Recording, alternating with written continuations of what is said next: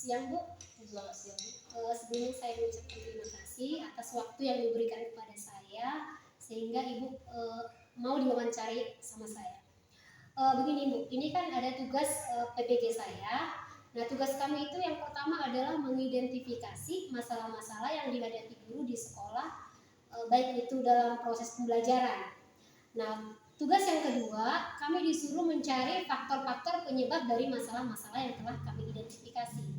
Nah, faktor-faktor penyebab itu bisa kami cari melalui pendapat kami sendiri, kemudian melalui kajian literatur, dan yang ketiga bisa melalui wawancara. Wawancara ini bisa dilakukan kepada kepala sekolah, rekan sejawat, pengawas, kemudian pakar pendidikan ataupun ketua MGMP. Nah, kebetulan Ibu adalah rekan sejawat saya, guru IPA, sesama guru IPA. Jadi saya ingin mewawancarai Ibu. Apakah Ibu sudah siap untuk saya wawancarai? Oh, siap Bu, dengan senang hati. Kita mulai ya Bu, pertanyaan pertama. Pertanyaan pertama. Menurut Ibu, apa faktor-faktor penyebab rendahnya minat belajar peserta didik? Menurut saya, rendahnya minat belajar peserta didik ini bisa diakibatkan oleh dua faktor. Yang pertama itu dari peserta didiknya, berarti ini adalah faktor internal. Keinginan ataupun dorongan dari diri sendiri peserta didik untuk belajar itu masih kurang. Kemudian yang kedua dari segi gurunya. Guru dalam menyampaikan materi itu barangkali kurang menarik sehingga peserta didik tidak minat untuk belajar. Nah, itu dia menurut saya Bang. Oke Bu, kita lanjut ke pertanyaan kedua. Menurut Ibu, apa faktor yang menyebabkan peserta didik kesulitan dalam memahami materi yang disampaikan oleh guru di kelas? Kesulitan peserta didik memahami materi di kelas ini dikarenakan karena peserta didik itu tidak fokus ataupun tidak serius ketika guru menyampaikan materi pembelajaran, dan media yang digunakan guru tidak menarik atau tidak relevan dengan materi yang disampaikan itu. Oke, hanya itu Bu. Oke, pertanyaan ketiga. Menurut Ibu, apa faktor penyebab peserta didik kurang mampu dalam menerapkan rumus dalam pembelajaran? Ini lebih spesifik ke materi fisika ya. Materi fisika.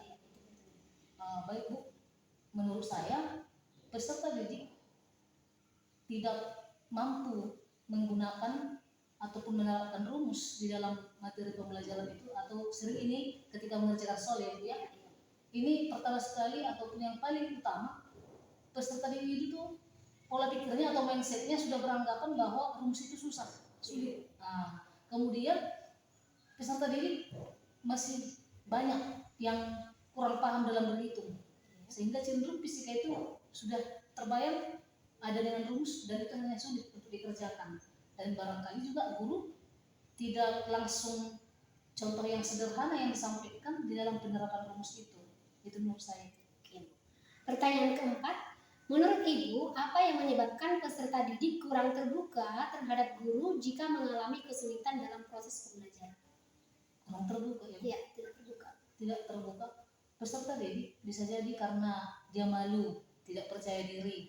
Kalau dia terbuka ataupun mengutarakan apa yang dialaminya atau apa kesulitannya dalam belajar, nanti kawan-kawannya menertawakan dia.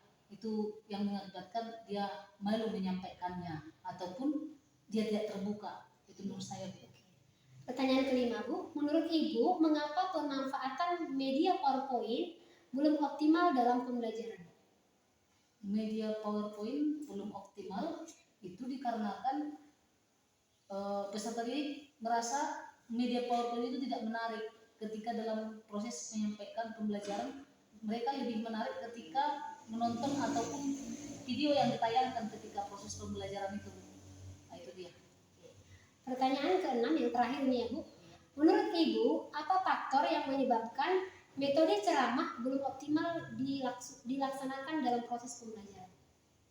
Metode ceramah. Iya, kita kan biasanya kebanyakan guru ya, termasuk mungkin saya masih menggunakan metode ceramah. Iya, metode ceramah itu memang metode yang monoton ya, karena memang metode tersebut hanya proses menjelaskan, hanya searah.